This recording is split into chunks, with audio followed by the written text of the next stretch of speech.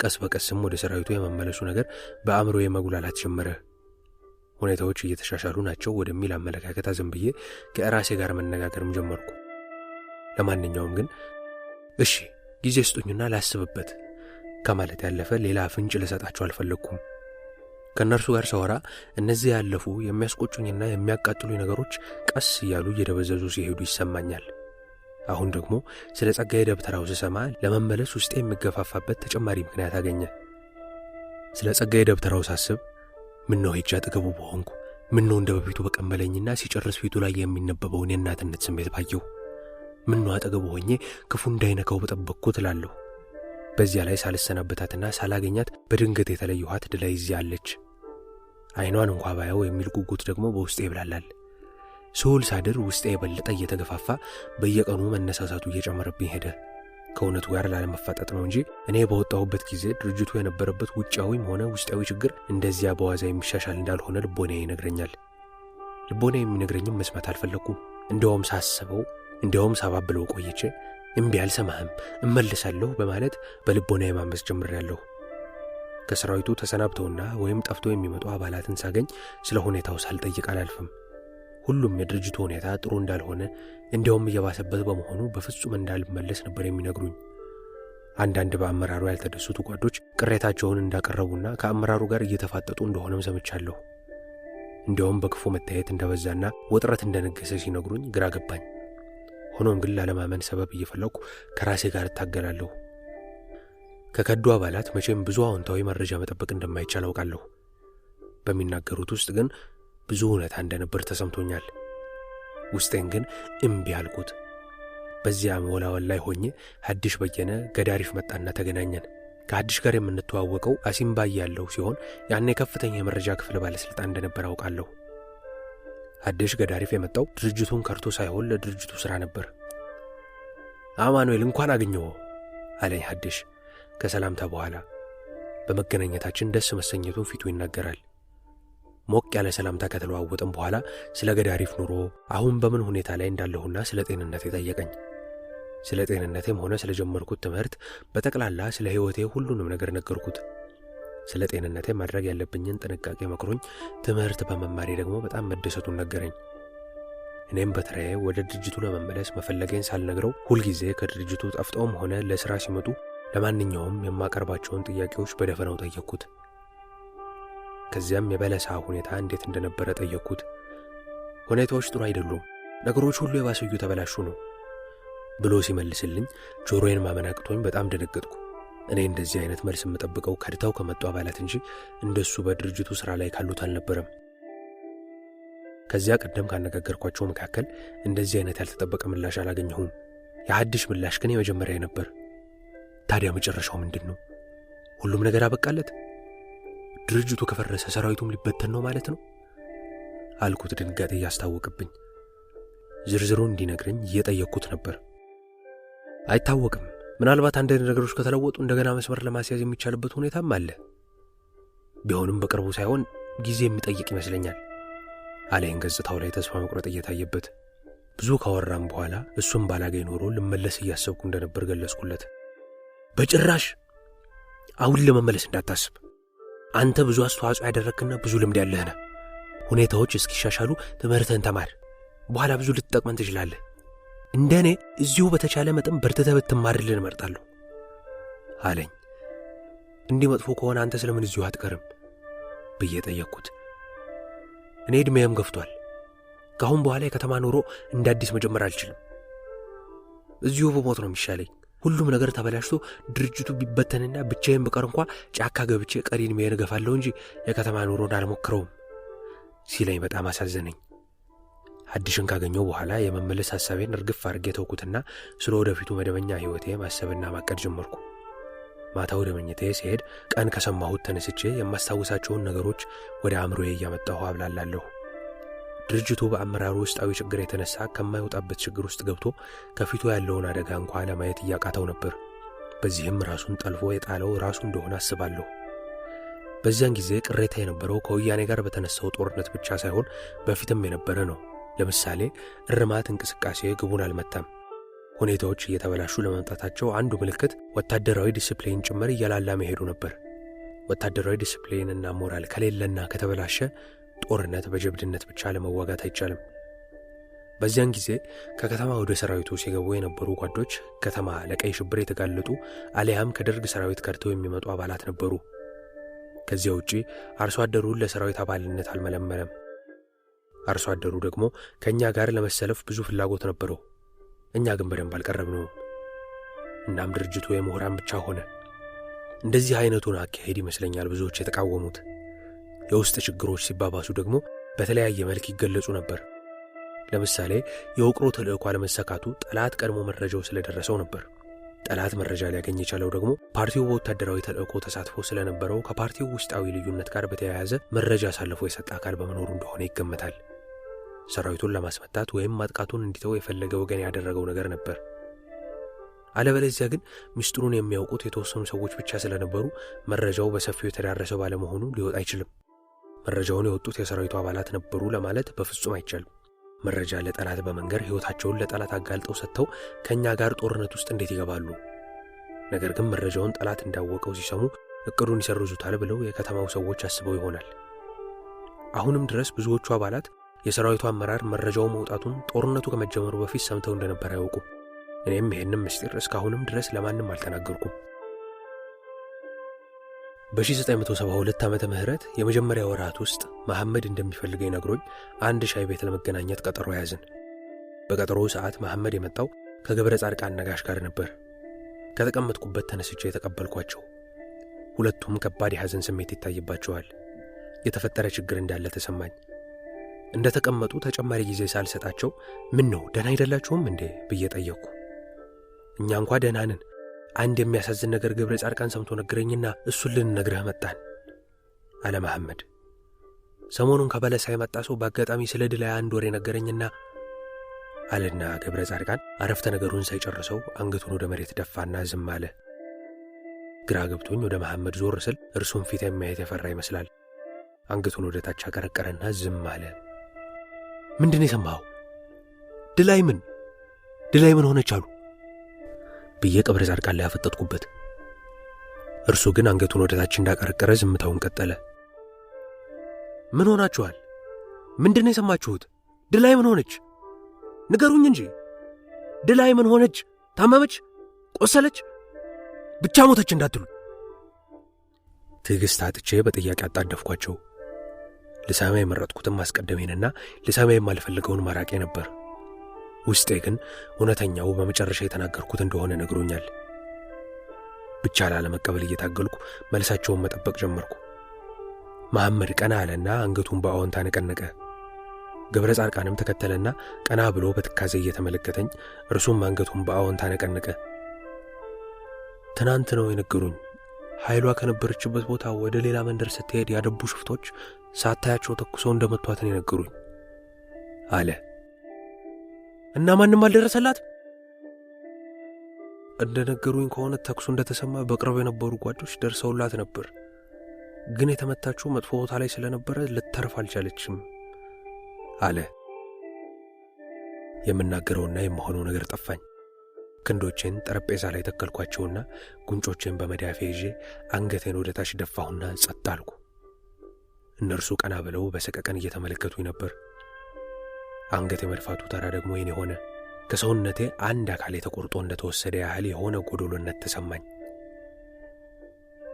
ካሁን በኋላ እንገናኝም፣ ዛሬ መጨረሻ ቀናችን ነው ብላ የተናገረችበት ድምፅና ፊቷ ላይ የነበረው ስሜት አይኔ ላይ መጣ። ራሴን መቆጣጠር ሊያቅተኝ ደረሰ። ሰውነቴ እንደመንቀጥቀጥ አደረገው። ወደ ውስጥ የሚተረማመስ ነገር ተሰማኝ። እንባዬ ገደቡን ጥሶ መውረድ እንደጀመረ የታወቀኝ በጉንጮቼ ላይ በተሰማኝ ለስ ያለ ሙቀት ነበር። ድንዝዝ ብዬ ለምን ያህል ጊዜ እንደቆየሁ አላውቅም። ሁለት እጆች የግራና ቀኝ ትከሻዬን ሲዳብሱኝ የመሐመድና የገብረ ጻድቃን የማጽናናት ቃላት ወደ ጆሮዎቼ ሲፈሱ ከሩቅ ይሰማኛል። በቃ ምንም ማድረግ አይቻልም። ሞት ያለ ነገር ነው። አንተ ደግሞ ብዙ ክፉ ነገር ያየ ሰው ነህ። ቻል አድርገው። የተለመዱ የማጽናኛ አረፍተ ነገሮች ነበሩ። ቢሆንም ግን በቅርብ የሰረዳና ውስጤ ድረስ ሲዘልቁ የማበረታታት አቅም ነበራቸው። የተለመዱ ቢሆኑም ቃላቱ በተወረወሩ ቁጥር ውስጤ አዎ አዎ እያለ እንድቀበል ሲታገለኝ ይታወቀኛል። በእውነትም በተወሰነ ደረጃ ቀስ በቀስ ራሴን ለመመለስና ቀና ለማለት አገዙኝ። ከዚያ በኋላ በቀዘቀዘ ስሜትም ቢሆን ፊት ለፊት እየተያየን ማውራት ጀመርን። መሐመድ እኛ በነበርንበት ኃይል ሐኪም ሆኖ ሲሰራ የኔንና የድላይን የቅርብ ግንኙነት በሚገባ ያውቃል። በቴዎድሮስ ባሪያው የሚመራው የነ ድላይ ጋንታ አባልም ስለነበረ ድላይ ከጋንታዋ ተለይታ በተለያየ ጊዜ ከኔ ጋር ስንሄድ አይቷል። ከሁኔታችን ግንኙነታችን ምን ያህል እንደነበረ እንኳን እንደ መሐመድ ቀርቦ ያየ በወሬ የሰማ ሁሉ የሚያውቀው ነበር። ሱዳን ከመጣ በኋላ ከእርሱ ጋር በጣም ተቀራረብን። ምናልባትም ሱዳን ከእርሱ በላይ ድላይን የሚያውቃት ሰው ስላልነበረ ስለ ድላይ ለማውራት በነበረኝ ፍላጎት ሳይሆን አይቀርም። መሐመድ በሱዳን የምስጢር ጓደኛዬ ሆኗል። ሁሉንም ነገር የማማክረውም ለእርሱ ብቻ ነበር። ስለ ኃይላችን ስናወራ ድላይ ሳትነሳ ቀርታ አታውቅም። በዚያ ላይ ከድላይ ጋር ብቻችንን ስላሳለፍናቸው ጊዜያትም ነግረው ነበር። ከበለሳ ብዙ አባላት እየጠፉ ሲመጡ ድላይም ትመጣና እንገናኝ ይሆናል ብዬ እንዴት በጉጉትና በተስፋ ጠብቃት እንደነበርም ያውቃል። ገብረ ጻድቃን ወሬውን እንደሰማ መሐመድን የፈለገው ይህንን ጥብቅ ግንኙነታችንን ስለሚያውቅ ይመስለኛል። ወደ ገብረ ጻድቃን ዞር አልኩና ወሬው ምን ያህል እርግጠኛ እንደነበር ጠየቅኩት። በቦታው የነበረ በደንብ የሚያውቀውና የሚያምነው ሰራዊቱን ለቆ የመጣ አባል እንደነገረውና ሱዳን ለድርጅቱ ሥራ ከሚመላለሱ ሰዎችም ማረጋገጫ እንዳገኘ ነገረኝ። ገብረ ጻድቃንም ዝም ብሎ ያልተረጋገጠ ወሬ የሚቀበል አይነት ሰው እንዳልሆነ ማውቃለሁ። የድላይ መርዶ ግን በጣም ስለሚከብደኝ በቀላሉ ልቀበለው የምችለው ስላልሆነ ነበር እርግጠኝነቱን ልጠይቀው የተገፋፋሁት። ከነ መሐመድ ጋር ከተለያየው በኋላ ለብቻዬ ከድላይ ጋር ያሳለፍናቸውን ጊዜያት እያሰብኩ መንገድ ለመንገድ እምባዬን እያዘራሁ ወደ መኖሪያ ቦታ የደረስኩ። ማንንም ሰው ማናገር አልፈለግኩም። ሰው የሚባል ፍጡር አስጠላኝ። ፍላጎቴ ብቻዬን መሆን ነበርና ከሰው ሁሉ ሸሸሁ። ለወራት ያህል እንዲሁ ከሰው ጋር መነጋገር እንዳቃተኝ ከድላይ ጋር ስላሳለፍናቸው ጊዜያት ብቻ እያሰብኩ በሐዘን አረንቋ ውስጥ እንደሰመጥኩ ዘነበትኩ። ሌላው የማረሰው ሱዳን ውስጥ ያገኘሁት አንተነህን ነበር። አንተነህ ቀይ፣ ጸጉረ ሉጫ፣ አይኖቹ በጣም የሚያብሩ መልከ መልካም፣ በጠባዩም በጣም ጥሩ ልጅ ነው።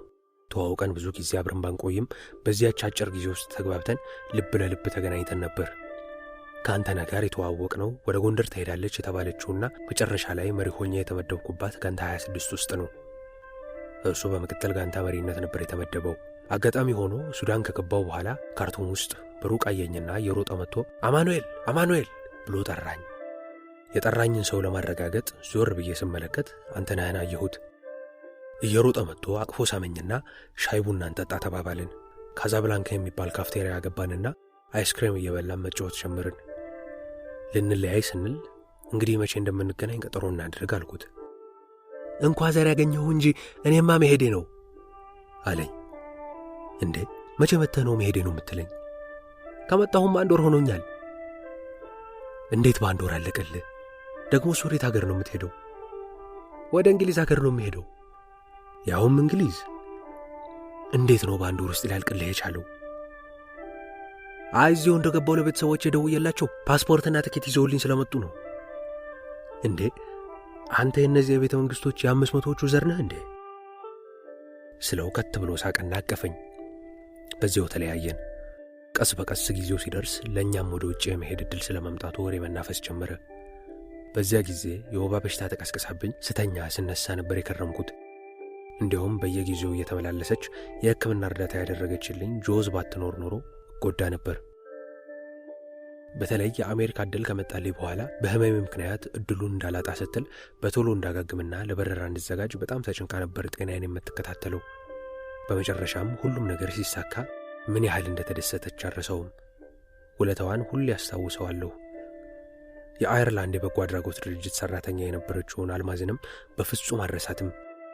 ልዩ ድጋፍ እንዳገኝ ለተባበሩት መንግስታት የስደተኞችና መልሶ ማቋቋም መስሪያ ቤት ደብዳቤ እየጻፈች እኔንም ጨምሮ ብዙ ጓዶቻችንን እንድንመዘገብና ተቀባይነትም እንድናገኝ ብዙ አግዛናለች። አልማዝን አሜሪካ ከገባው በኋላ የሕክምና ባለሙያ ሆና ካናዳ ውስጥ አግኝቻታለሁ።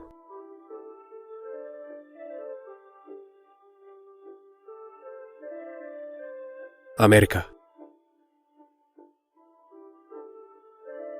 ስለሞቱት ማዘን ስለኖሩት አለማዘንና አለማወደስ አይደለም፣ ሁሉንም ታሪክ ያስተሳስራቸዋልና።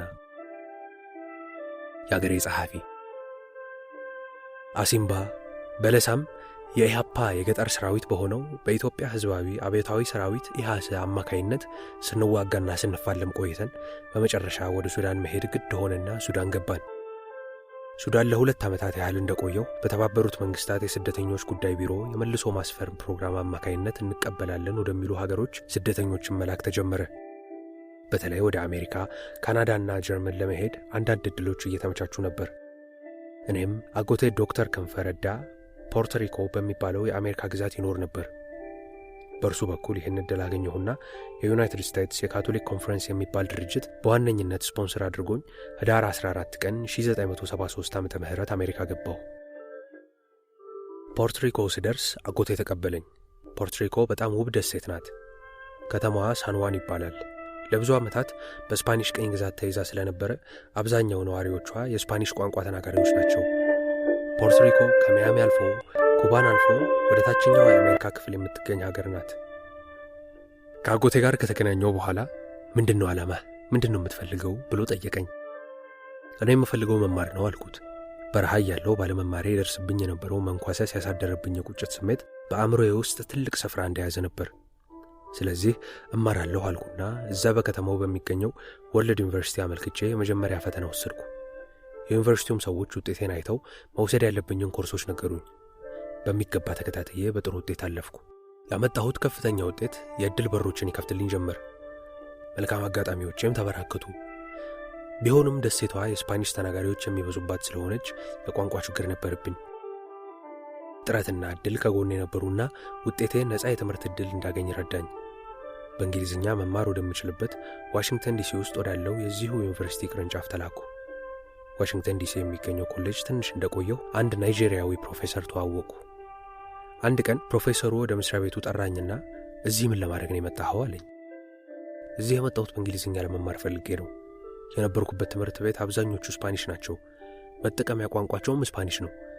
ዲኖ ዶክተር ባወር ጥሩ ውጤት እንዳመጣሁ አይቶ በእንግሊዝኛ ቋንቋ በማር የተሻለ እንደሚሆን በማሰብ ነፃ የትምህርት ዕድል እንዲሰጠኝ በማድረግ ነው ወደዚህ የላከኝ አልኩት። በጣም ጥሩ አድርጓል። የትምህርት ማስረጃህንም አይቼዋለሁ። ጥሩ ውጤት አለ። ግን ይሄ ትምህርት ቤት አዲስ ትምህርት ቤት ነው። ከተከፈተ ገና 3 ዓመቱ በመሆኑ ዕውቅና አላገኘንም። አንተን የመሰለ ጥሩ ተማሪ ደግሞ ዕውቅና የሌለው ትምህርት ቤት መግባት የለበትም። ስለዚህ ከዚህ ትምህርት ቤት ማስረጃህን ይዘህ ወጥተህ ሌላ ዕውቅና ያለው ትምህርት ቤት ብትሞክር ይሻልሃል ብሎ መከረኝ። ለ6 ወራት ተምሬ ከወርልድ ዩኒቨርሲቲ የምስክር ወረቀቴን ሰርተፍኬቴን ይዤ ወደ አሌክሳንድሪያ ቨርጂኒያ ሄድኩ። አሌክሳንድሪያ ዝነኛው የጆርጅ ዋሽንግተን መታሰቢያ ማዕከል የሚገኝበት ቦታ ነው። በማግስቱ የምስክር ወረቀቴን ይዤ ቨርጂኒያ አሌክሳንድሪያ የሚገኝ ኖቫ ወደሚባል የማህበረሰብ ኮሌጅ ሄድኩና አመለከትኩ። ተቀበሉኝና መማር ጀመርኩ። እንደ ኢትዮጵያ አቆጣጠር በ1974 ዓመተ ምህረት የፈረንጆች የገና በዓል ነበር። ቨርጂኒያ ውስጥ የነ ክፍሌ ጓደኞች ቤት ዝግጅት ተደርጎ በዓሉን እዚያ ለማክበር ተሰባሰብን። ከዋሽንግተን በስተደቡብ በኩል ፖቶማክ የሚባል ወንዝ አለ። ይህንን ወንዝ ተሻግሮ ቨርጂኒያ ስቴት ይገኛል። ከወንዙ ባሻገር ወደ ቀኝ በኩል ክሪስታል ሲቲ የምትባል ትንሽ ከተማ አለች። በዓሉን ለማክበር ዝግጅት የተደረገበት ቦታ እዚህች ከተማ ውስጥ በሚገኝ ቤት ነበር። በአሜሪካ ባህል ቤተሰብና ጓደኛሞች ተሰባስበው የደስታ ጊዜ ከሚያሳልፉባቸው ትላልቅ በዓላት አንዱ ገና ነው። እኔና ክንፉ የምንኖረው አሌክሳንድሪያ ውስጥ ነበር። ክንፉ ሜዳ የነበረ ቢሆንም ከእርሱ ጋር ለመጀመሪያ ጊዜ የተገናኘነው ሱዳን ውስጥ ነው። ክንፉ ቨርጂኒያ ውስጥ ከታናሽ እህቱ ከእሌኒ ጋር ይኖራል። እሌኒ ሜዳ አልነበረችም። ነገር ግን ከከተማው ትግል ውስጥ ተሳታፊ ስለነበረች የምታወራቸው ከትግል ጋር የተያያዘ ነገር ሁሉ ያስደስተናል። እርሷም እኛ ስለ ሜዳ የምናወራውን የመስማት ፍላጎቷ ከፍ ያለ ስለነበር በጣም ተቀራረብን። በዚያ የገና በዓል አንጀሎ የሚባል ጓደኛችን መኪና ይዞ መጥቶ እኔን ክንፉንና የክንፉን ታናሽ እህት እሌኒን ይዞ ወደ ዝግጅቱ ቦታ ሄድን። በድግሱ ላይ ወደ 20 የምንሆን ኢትዮጵያውያን ተሰባሰብን። ከምናውቃቸው ውስጥ ከፍሌና ጌዲዮን ነበሩ። ሌሎች ሜዳ ያልነበሩ ወንዶችም ሴቶችም በድግሱ ላይ ተገኝተዋል። የድግሱ ስነ ስርዓት ተጀምሮ የሚበላውና የሚጠጣው በየአይነቱ ቀርቦ ሙዚቃው ተለቆ ቤቱ ሞቅ አለ። አንዲት ቆንጆ ልጅ አጠገቤ መጣ። ምስራቅ እባላለሁ ብላ ተዋወቀችኝና አብረን መጫወት ጀመርን። ምስራቅ ረጅም ጠይምና ቆንጆ ነች። አይኖቿ በጣም ትላልቅ፣ ጥርሶቿ ነጫጭ ናቸው። ስታወራ ለዛ ያላትና ጨዋ ታዋቂ ናት። አሳሷቋ ሁሉ በጣም ደስ ይላል። ቅርጿ ድንቅ ነው። አለባበሷም በጣም የተስማማ ነበረ። ብቻ ሁሉ ነገሯ ይማርካል። ድግሱ እየተሟሟቀ ሲሄድ ሳላስበው መጠጥ አበዛሁና ሞቃለኝ። ከሞቅታም አልፌ ሰከርኩ። ስካር መንፈስ ውስጥ ከገባው በኋላ ግን በድንገት ድላይ ትዝ አለችኝ። ወዲያው ሁሉም ነገር አስጠላኝ። ብቻዬን ቁጭ ብዬ መተከስ ጀመርኩ።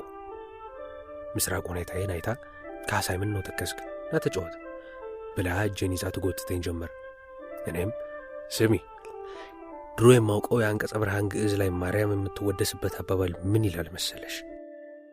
ወትወልድ ኮከብ ወታጸግብ ይርሆብ ወተመልሲ ምስራቅ ይላል ብዬ ጠቀስኩላት። አንቺ ልጅ ስምሽ ምስራቅ ነው፣ ፊትሽም ምስራቅ ነው። ነገር ግን ዛሬ ማታ ተዋውቀናል፣ ተግባብተናል፣ ተጫውተናል ብለሽ ሌላ ነገር እንዳታስቢ። በጣም የማፈቅራት ድላይ የምትባል ልጅ አለች። ዛሬ ግን አጠገቤ የለችም። ይቅርታ አድርጊልኝና ከድላይ በኋላ ሌላ ሴት የማፈቅርበት ልብ ስለሌለኝ ቅር እንዳይልሽ በማለት ቆንጆዋንና ተግባቢዋን ልጅ በማታውቀው ነገር ወረድኩባት። እነ ክንፉ፣ እሌኒ፣ ጌዲዮንና ክፍሉ የድላይ ስም ከአንደበቴ ሲወጣ ሰምተው በያሉበት ደንግጠው በሐዘን የታያዩኝ ጀመር። የበዓሉን የደስታ ስሜታቸውን እንዳበላሸሁባቸው ጥርጥር የለውም። ጌዲዮን ወደ እኔ መጥቶ አይዞህ አማኑኤል አይዞህ ሲለኝ በድብርትና በስካር መንፈስ ውስጥ ሆኜ ነበር የማዳምጠው። ልጅቱ በሁኔታዬ በጣም ስለተደናገጠች እነ እሌኒ ተሰብስበው ምክንያቱን ሊያስረዷት ሲሞክሩ ይታዩኛል። ከትንሽ ጊዜ በኋላ መምጣቴን እንዳቆም አደረጉና ሁላችንም ወደ ቤት ተመለስን። ወደ ቤት እየሄድን ትዕግስቱ፣ ክፍሉና ሌሎቹም መከሩኝ። አልኮል መጠጥ መጠጣት መጥፎ ሁኔታ ውስጥ ሊያስገባኝ እንደሚችል አስረድተውኝ ከዚያ በኋላ እርግፍ አድርጌ እንድተው አስጠነቅቁኝ። ወደ አባውን ብቅል ያወጣዋል እንደሚባለው ነው። ስትጠጣ ሐዘኔ ይቀሰቀሳል። እናም ሁለተኛ ባትጠጣ ይሻልሃል አሉኝ። ምክራቸውን ተቀበልኩና ከዚያን ቀን በኋላ ከመጠጥ መቆጠብ ጀመርኩ።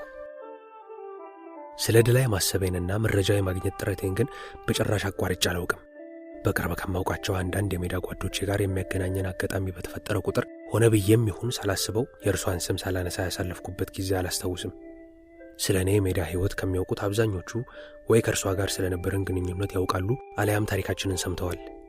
ስለዚህ አንዳንዴ ሳወራና ስተክስ ስለሚያዩኝ በተቻላቸው መጠን የምረሳበትን ዘዴ ለማመላከት ይሞክራሉ። በዚያ ከቀጠልኩ ግን በጤንነቴ ላይ ጉዳት ሊፈጥርብኝ እንደሚችል የሚያስጠነቅቁኝ ነበር። ብዙዎቻችን ሜዳ የነበረን ጓዶች ከአሲምባ በኋላ አሜሪካ ተገናኝተናል። የጌራ ሰርግ ደግሞ ብዙዎቻችን የተገናኘንበት አንድ አጋጣሚ ነበር። ሰርጉ በ1983 ዓመተ ምህረት የደርግ መንግስት በወደቀ በሶስተኛው ቀን መዋሉ ደግሞ አጋጣሚውን ልዩ ያደርገዋል። ስንገናኝ ወሬያችን በሙሉ ካለፈው ሕይወታችን ጋር የተያያዘ ይሆንና ሁሉን እንረሳለን። ያን ሁሉ አልፈን በሕይወት መገናኘታችን ይገርመናል። ጌራ ራሱ ለዚያ መብቃቱ ተአምር ነው። ከሶማሌ የእስር ቤት ሰቆቃ ተርፎ ከኤርትራ ተዋጊዎች ጋር አብሮ የእነርሱን ጦርነት ተዋግቶ አሲምባ ብዙ ዓመት ቆይቶ ስንቱን ክፉ ነገር አሳልፏል። እርሱም ሞት አልፈለግህም ብሎ የተፋው ጓድ ነው። አይ ጌራ መቼም ያኔ ሕክምና ሲያሰለጥን መለማመጃ መርፌ ሲያስጠቀጥቀብን የነበረው አይረሳኝም። ሌላም የማረሰው የጌራ ትዝታ አለብኝ። ሳምባ ታመሃል ተብዬ ብቻዬን ስገለል አይዞህ ምንም አትሳቀቅ የሚያሰጋ ነገር አይደለም እያለ አበረታታኝ የነበረውም መቼም አረሰውም። በጌራ ሰርግ ላይ ካገኘኋቸው መካከል አንዱ ጀማል ነበር። ጀማል ትዝታው ባይለየኝም መልኩ ጠፍቶብኝ ነበር። የጌራ ሰርግ ጀማልን ብቻ ሳይሆን አግኝቻቸው የማላውቅ ብዙ የአሲምባ ጓደኞቼን ያገኘሁበት ልዩ አጋጣሚ ነበር። ቴዎድሮስ ባሪያው፣ ሮባ፣ ለምለም፣ አንበርብር፣ አድማሱ፣ ጥበበ፣ አበጀ፣ ሰሎሞን፣ ጸዳለ። ከጌራ ሰርግ በፊት ስለ ጀማል ሰምቼ ስለማላውቅ በሕይወት ይኑር አይኑር አላውቅም ነበር። በአጋጣሚ ያን ቀን ሲመጣና ከሩቅ ሳየው አይኔን ማመን አቃተኝ። እየተጠራጠርኩ አጠገቡ ሄጄ ሰላም አልኩት። አላወቀኝም። ማን ነኝ ታስታውሰኛለህ ስለው ለደቂቃ ያህል ግር ብሎት ሲመለከተኝ ቆየና እንዴ አማኑኤል ብሎ በመጮህ አንገቴ ላይ ተጠመጠመ። የአርባያው ጉዳችን ትዝ ይልሃል ብዬ ጠየቅኩት በጨዋታችን መሃል። እንዴት ረሳዋለሁ ብሎ ታሪኩን ራሱ መተረክ ጀመረ። እሱ ወድቆ ሌሎቹ ታዘው ጥለውት ሄደው እንደነበርና እኔ ተሸክሜው እንደወጣሁት ተናግሮ አማኑኤል እኮ ነው ነፍሴን ያዳናት፣ እሱ ባያወጣኝ ዛሬ በሕይወት አታገኙኝም ነበር አለ ስሜቱን ገጽታው እያሳየበት። ዴንቨር ኮሎራዶ። 1 ዓመት አሌክሳንድሪያ ከቆዩ በኋላ ትምህርቱም ሆነ ስራው አላስደስታለኝ። ኖቫ የማህበረሰብ ኮሌጅ 2 ሴሜስተር ከተማርኩ በኋላ ከአሌክሳንድሪያ እንደገና ሀገር በመቀየር ወደ ዴንቨር ኮሎራዶ ሄድኩ። ዴንቨር በጣም የምትታወቀው እንደ ሰንሰለት በተያያዙት ድንጋያማ ተራሮቿ ነው። ተራሮቹ ተያይዘው እስከ ካናዳ የሚዘልቁ ናቸው። አየሩ በጣም የሚስማማና ደስ የሚል ሆኖ አገኘሁት። ተራሮቹን ሳይ ደግሞ የበለጠ ደስ አለኝ። አንዳንዴ ጊዜ ሳገኝ ወደ ተራሮቹ ሄጄ ስንሸራሸር ልክ አገር ቤት ያለው ይመስለኛል። ዴንቨርን በጣም ወደድኩት። ተራሮቹን አሲምባ ያለው ከማውቃቸው ተራሮች ጋር እያመሳሰልኩ ይሄ ዳያን ይመስላል፣ ይሄ አሲምባን ይመስላል፣ ይሄ ደግሞ ጸለምት ያለውን የሰሜን ተራራን ይመስላል እያሉ አመሳሰላቸዋለሁ።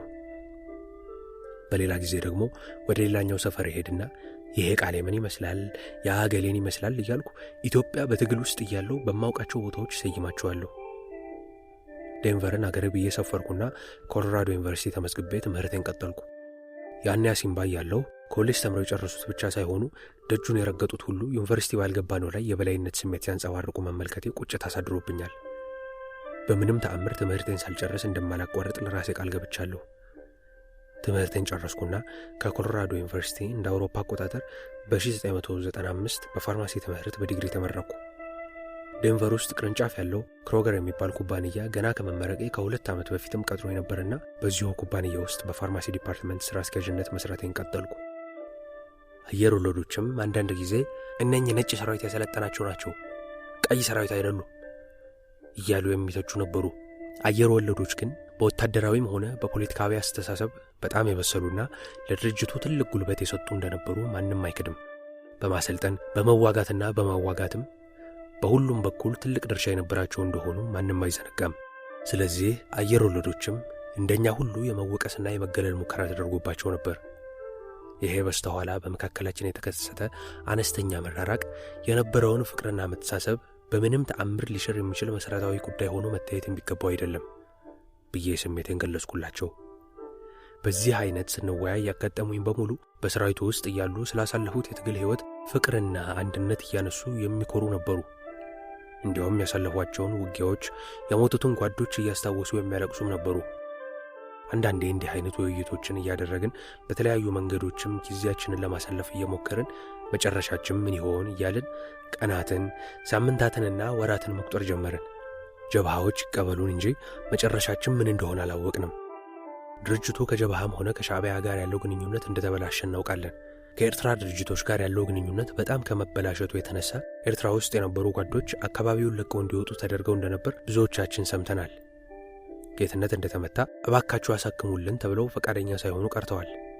ከለአሳም እንደዚሁ ስላስ የጽርኡ ክህሽን ሚስት ከፍተኛ ሕክምና አስፈልጓት በሸክም ወደ ኤርትራ ጾረና ተወስዳ አናክምን ቦታ የለንም ብለው መልሰዋታል። ይሁን እንጂ እስካሁን እኛን ክፉ ፊት አላሳዩንም። ደግሞም ከርተን የመጣን ስለሆነ በጥላቻ አይተው ክፉ ነገር ሊያመጡብን ይችላሉ የሚል ግምት የለንም። ከዛሬ ነገ ሱዳን እንሄዳለን ብለን በመጠበቅ 3 ወራት እየሆነን ነው። ችግር ይኖር ይሆናል ብለን መጠራጠራችን ግን አልቀረም። አንዳንዴ ጭንቀት የማይቀር ቢሆንም በምናደርጋቸው የቡድን ውይይቶችና በነበረን ጓዳዊ ፍቅር እንደምንም ጊዜውን ለመግፋት እንሞክር ነበር። ሌላው የሚያሳስበን ነገር ደግሞ የቀሩት ጓዶቻችን ጉዳይ ነበር። መጨረሻቸውም ሊሆን እንደሚችል እያሰብን ከመጨነቅ አልተቆጠብንም። ከዚያ ውጪ ብዙዎቻችን በድርጅቱም ሆነ በአመራሩ ላይ ከቅሬታ ሌላ ጥላቻ አልነበረንም።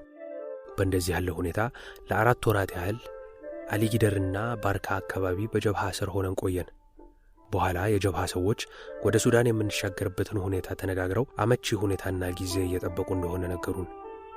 ከትንሽ ጊዜ በኋላም የሚጠበቀው ቀን ደረሰ።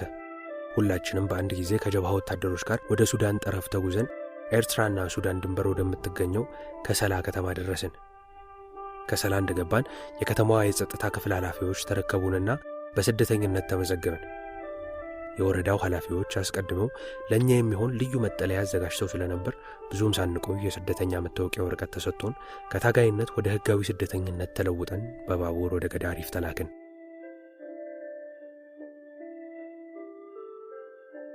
ገዳሪፍ ያለፈ ጥረታችንን ሳስታመመው ትዝ ሲለኝ ከሞከርነው ነገር ይልቅ ያልሞከርነው ነው የሚቆጨኝ።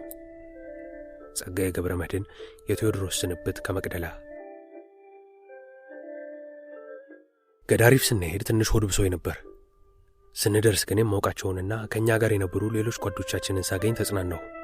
በሱዳን ቆይታችን ሁላችንም በተለያዩ መንገዶች ወደ ተለያዩ ቦታዎች ለመሄድ ለመስራትና ለመማር እንሞክር ነበር።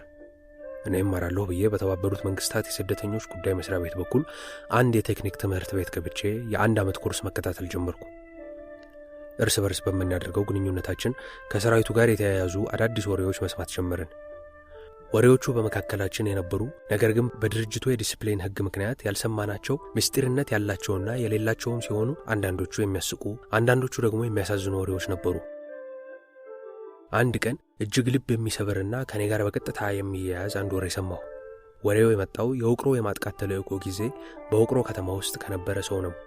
ከውቅሮ ውጊያ ስንመለስ ጠላት የአቤውን አስከሬን ሊያወጣው ይችላል ብለው የሰጉ ጓዶች አስከሬኑን አስቀምጠው እንዳለ እንቅብረው ወይስ አንገቱን እንቁረጥና እንውሰድ በሚል ግራ ተጋብተው እኔን ጠብቀው ሐሳቤን ጠይቀውኝ እንደነበር ይታወቃል። እኔም አንገት መቁረጡን ተቃውሜ በስርዓት ቀብረነው ነበር የሄድነው። ገዳሪፍ ከገባው በኋላ ግን የደርግ ሰዎች አስከሬኑን ከተቀበረበት አውጥተው ከህብስቱ አስከሬን ጋር ውቅሮ ከተማ መንገድ ላይ ጥለው ህዝቡን እንዳስፈራሩበት ሰማሁ። ከዚያም በላይ ቆስጤን ያሳረረውና ያንገበገበኝ የአቤው እናት የልጃቸውን አስከሬን አይተው አእምሯቸውን እንደሳቱና በሽታ ላይ መውደቃቸውን መስማቴ ነበር። ምን ነው አንገቱን ቆርጠን በቀበርነው ኖሮ ብዬም እስከ መጸጸት ደረስኩ።